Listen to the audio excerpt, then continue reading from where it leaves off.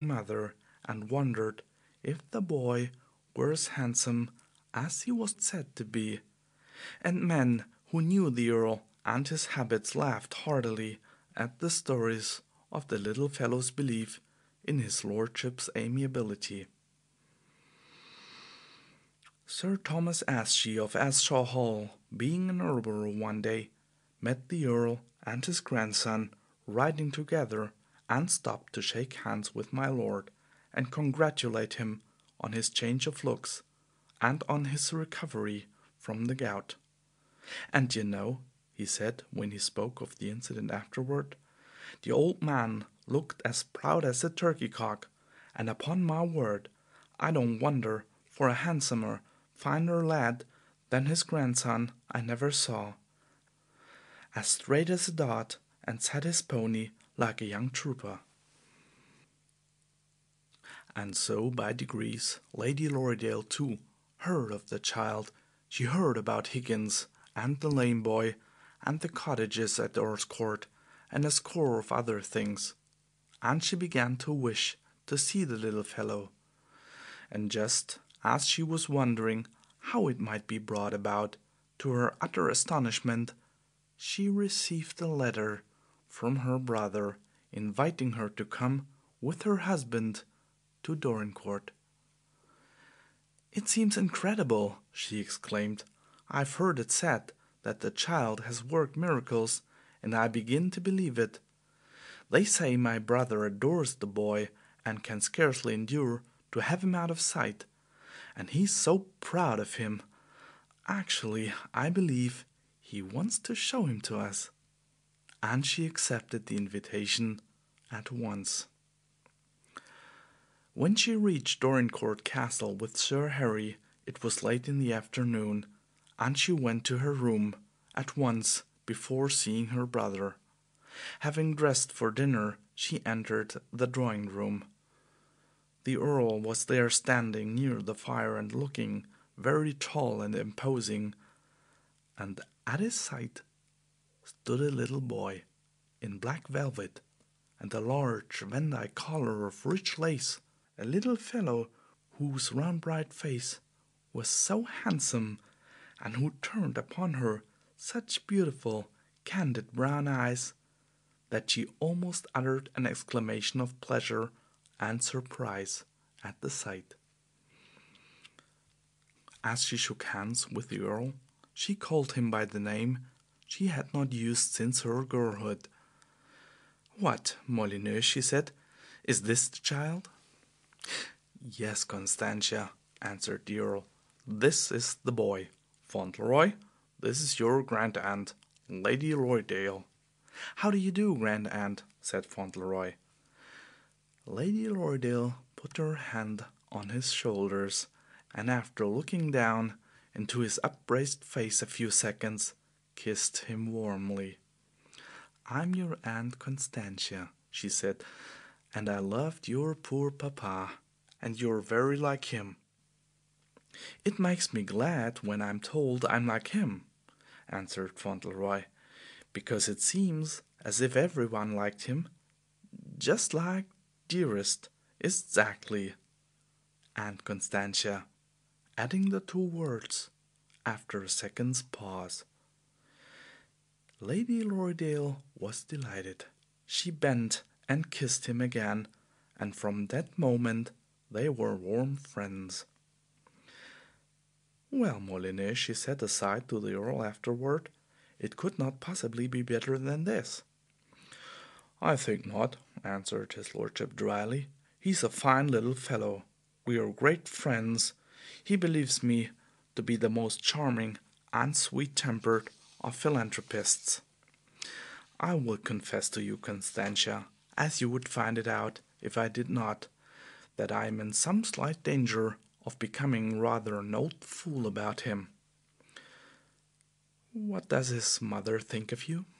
asked Lady Lorridaile with her usual straightforwardness. "I have not asked her," answered the Earl, slightly scowling. "Well," said Lady Lorridaile, "I will be frank with you at the outset, Molyneux, and tell you I don't approve of your course, and that it is my intention to call on Mrs. Errol as soon as possible. So, if you wish to quarrel with me, you had better mention it at once. What I hear of the young creature makes me quite sure that her child owes her everything. We were told, even at Lorridaile Park, that your poor tenants adore her already. They adore him, said the Earl, nodding toward Fauntleroy. As to Mrs. Errol, you'll find her a pretty little woman. I'm rather in debt to her for giving some of her beauty to the boy, and you can go to see her if you like. All I ask is that she will remain at Court Lodge, and that you will not ask me to go and see her. And he scowled a little again. But he doesn't hate her as much as he used to. That is plain enough to me, her ladyship said to Sir Harry afterward. And he's a changed man in a measure, and, incredible as it may seem, Harry, it is my opinion that he's being made into a human being through nothing more nor less than his affection for that innocent, affectionate little fellow. While the child actually loves him, leans on his chair and against his knee. His own children would as soon have thought of nestling up to a tiger. The very next day she went to call upon Mrs. Errol. When she returned, she said to her brother, "Molyneux, she's the loveliest little woman I ever saw. She has a voice like a silver bell, and you may thank her for making the boy what he is. She has given him more than her beauty, and you make a great mistake in not persuading her to come and take charge of you. I shall invite her to Lorridaile." "She'll not leave the boy," replied the Earl. "I must have the boy too," said Lady Lorridaile, laughing.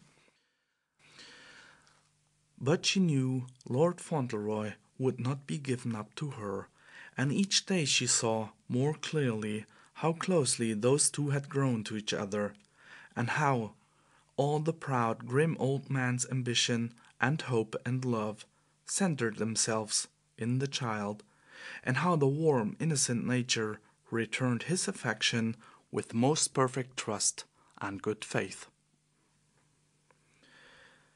She knew, too, that the prime reason for the great dinner party was the Earl's secret desire to show the world his grandson and heir, and to let people see that the boy who had been so much spoken of and described was even a finer little specimen of boyhood than rumor had made him.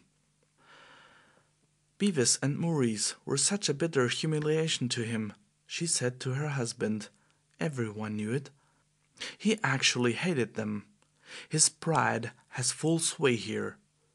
Perhaps there was not one person who accepted the invitation without feeling some curiosity about little Lord Fauntleroy and wondering if he would be on view. And when the time came, he was on view. "The lad has good manners," said the Earl. "He will be in no one's way. Children are usually idiots or bores. Mine were both. But he can actually answer when he's spoken to, and be silent when he's not. He's never offensive." But he was not allowed to be silent very long. Everyone had something to say to him. The fact was, they wished to make him talk. The ladies petted him and asked him questions, and the men asked him questions too, and joked with him, as the man on the steamer had done when he crossed the Atlantic.